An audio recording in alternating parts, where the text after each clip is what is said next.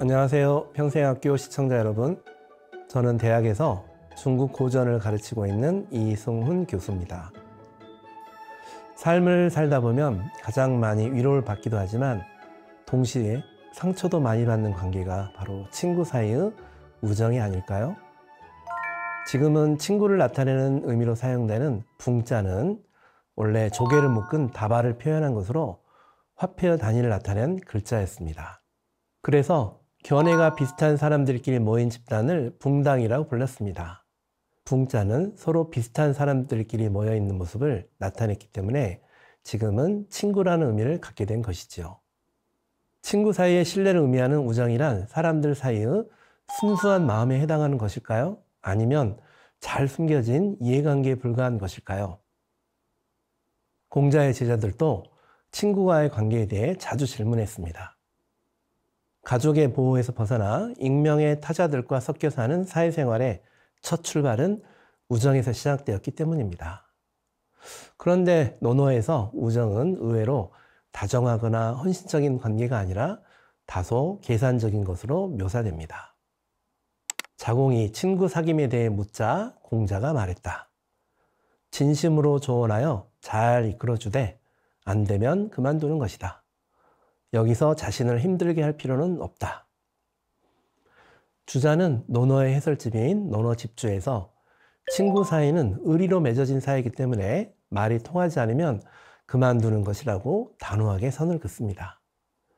내 말을 듣지도 않는 친구에게 자꾸 충고를 하면 오히려 관계가 멀어지고 이것은 결국 나 자신을 힘들게 한다는 것이죠. 이런 경고는 논어에 여러 번 등장합니다. 공자가 살던 시대에는 친구란 무슨 일이 있어도 포기할 수 없는 숭고한 존재만은 아니었던 것이죠. 그런데 우리는 왜 여전히 순수한 우정에 집착하는 것일까요? 우정이란 이익을 위한 계약관계에 지나지 않아 이런 이야기를 들으면 마음이 편하지 않습니다. 우리는 여전히 헌신적이고 믿음직한 친구를 절실히 원합니다.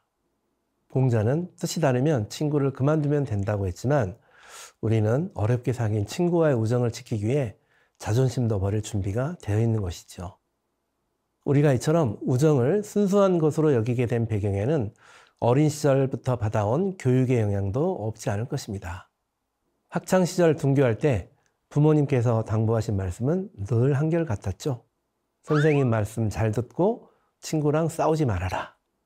우리 사회의 교육 철학과 사회적 처세술의 핵심이 담긴 말씀입니다. 진리란 선생님이 내려주는 것이니 조용히 잘 들어야 하는 것이고 우정이란 서로를 존중하고 싸우지 않는 것이야 했습니다. 교실에서 격정적인 토론과 치열한 논쟁은 어색한 일이었습니다. 이런 분위기에 익숙해지면 약간 부당한 일이 생기더라도 친구 사이에는 감춰주는 것도 나쁘지 않겠다는 생각이 들기도 합니다. 이런 우정과를 전하는데 옛날 이야기만큼 효과적인 것은 없겠죠. 대표적인 것이 바로 우리에게 관포지교로 알려진 관중과 포수가의 이야기입니다. 순수한 우정의 상징이었던 두 사람의 이야기는 당나라 시인 두보의 가난한 시절의 우정이라는 빈교행이라는 시에서 관포지교라는 성어가 되어 지금까지 전해집니다. 손바닥 한번 뒤집으니 구름이 생기더니 다시 엎으니 비가 내린다. 바람에 잎사귀 날리듯 경박한 사람들 셀 수나 있을까? 그대는 아는가? 관중과 포수가의 가난한 시절의 우정을. 요즘 사람들은 이것을 그냥 땅바닥에 버리는구나.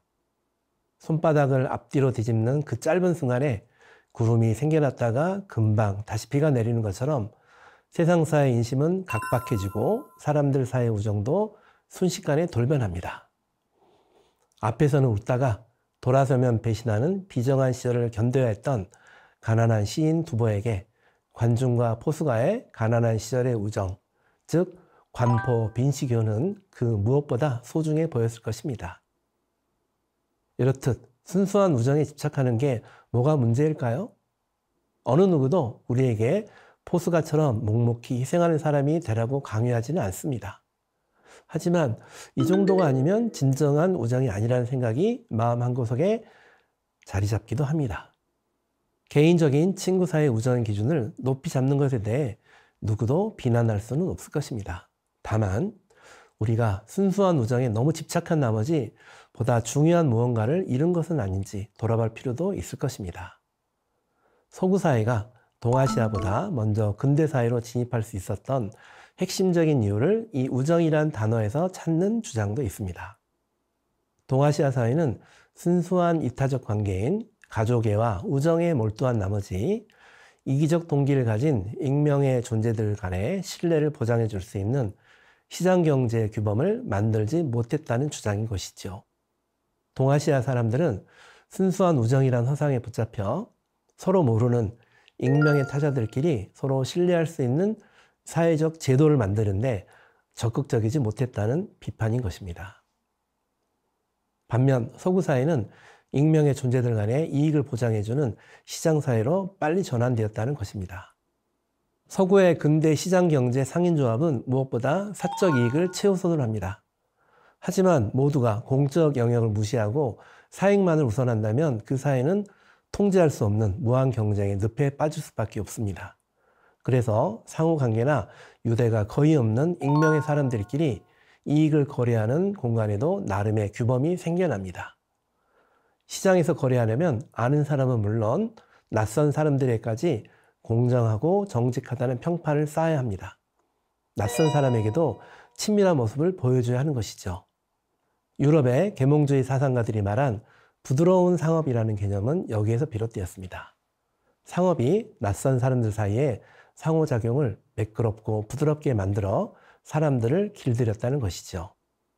반면 동아시아 사회는 이익관계를 경시하고 도의를 앞세운 나머지 다수의 소인을 무시하고 소수의 군자를 위한 위선적인 사회제도를 유지하는 데 골몰했다고 비판합니다. 고대 중국의 엘리트들은 이익 앞에서 잠시 친구가 되는 것은 거짓이라고 비난합니다. 이익관계로 모인 사람들끼리 서로 신뢰할 수 있는 제도와 절차를 만드는 데는 그들은 관심이 별로 없었던 것이죠. 우정이란 생존에 필요해서 생긴 것이라는 사실을 인정하기 시작하면 순수한 우정이라는 집착에서 조금 자유로워질 수도 있을 것입니다. 고립되고 외로운 상황에 처하면 의지할 대상을 찾는 것이 인간의 본능입니다. 다른 사람을 그리워할 때 뇌에서 활성화되는 부분은 식욕을 담당하는 영역과 같다고 합니다. 우리의 뇌는 누군가 함께 있고 싶다는 욕구를 배가 고플 때 음식을 갈망하는 것과 동일하게 인식한다는 것이죠. 즉, 사회적 상호작용에 대한 갈망은 식욕처럼 기본적인 욕구입니다. 더 이상 우리는 순수한 우정의 포로가 되어서는 안 됩니다. 더 이상 소진이나 포수가와 같은 순수한 우정을 갖지 못했다고 부끄러워할 필요도 없을 것 같습니다. 순수함에 대한 과도한 기대치가 오히려 우정이 시작된 근본적인 조건마저 잊을 수 있게 만들기 때문입니다. 우정이란 우리 삶에 덤으로 주어진 사치스러운 것이 아니라 생존을 위한 선택이었고, 그렇기 때문에 서로 이해관계가 일치하지 않으면 그만둘 수도 있는 자연스러운 관계입니다.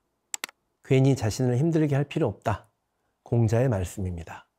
평범한 우리들은 대부분 특정한 이해관계 때문에 누군가를 만나고 또 그 과정을 통해 우정을 쌓습니다. 이익을 같이 할 때 서로 모이지만 이익이 사라지면 서로 멀어지는 것은 크게 이상한 일이 아닙니다. 한나라의 적공이 정위라는 벼슬에 올랐을 때 찾아오는 손님들로 대문 밖이 가득했습니다.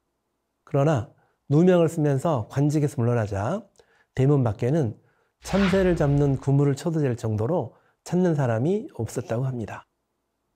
그런데 적공이 다시 복권되어 정의의 벼슬에 오르자 다시 사람들로 북적거렸습니다. 이 모습을 본 적공이 분을 이기지 못하고 대문에 이런 글귀를 큼지막하게 써붙였다고 합니다. 한 번 죽다 살아나니 우정이 무엇인지 알게 되었고, 가난했다가 다시 부자가 되니 우정의 진짜 모습을 알게 되었다. 귀했다가 천해져야만 우정이 무엇인지 드러날 것이다. 적공은 결국 이해관계 때문에 사람들이 모이고 흩어진다는 것을 인정한 것입니다. 사람들이 나와 친하게 지내고 싶어하는 것은 나를 통해 어떤 이익을 얻고 싶기 때문입니다. 이런 당연한 사실을 모른 채 하면서 그들에게 진정한 우정을 기대하는 것은 과한 욕심일 것입니다. 그래서 공자는 친구 사이에 너무 자주 충고하지 말라고 경고했습니다. 언제 헤어질지 모르는 사이에 너무 다그치면 서로 서먹해질 것이기 때문입니다. 너무 따지지 않기로 하죠. 친구 사이에는. 그러면 친구가 준 작은 선의에도 감사하게 되지 않을까요? 감사합니다.